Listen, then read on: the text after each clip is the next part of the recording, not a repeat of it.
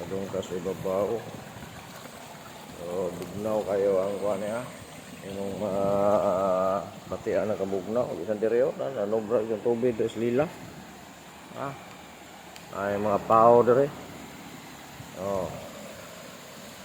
Dili na siya drainage siya, gibuhatan na siya o kanang kanal para dili mabuwag ang tubig. Pero sobra ka kuha ng tubig, sobra ka daghan ng tubig, labi nang magwan-uwan. Pero karon guys, tinaw kayo. Sobra siya diha, naog sa dire. So abot na siya dito guys sa tumoy jud. Ato siyang subayon dito.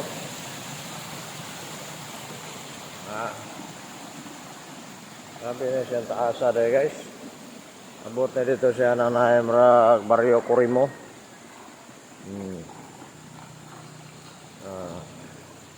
Ano na siya butangan dahil po na siya tubo dahil.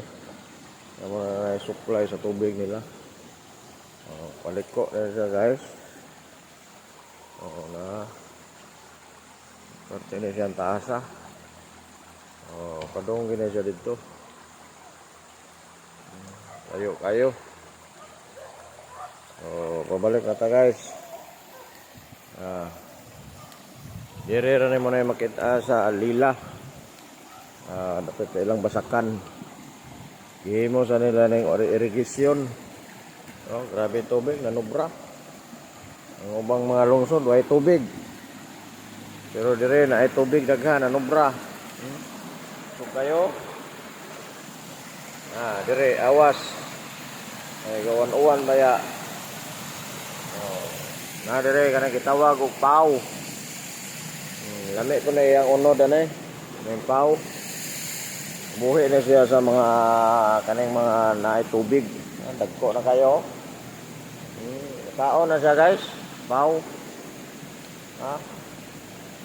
Di man po nihit kayo dire ag pagkaon god mo nang wa kayo nanguha ani. O lami ni kayo siya, pau. Sus, indot na sa tubig. Dire karon wa pay nang laba. Unya taw-taw na na mga laba guys. Mulusot siya sa taytayan na may ibuhatan sa bridge nga gamay para makadung sa dito sa basakan.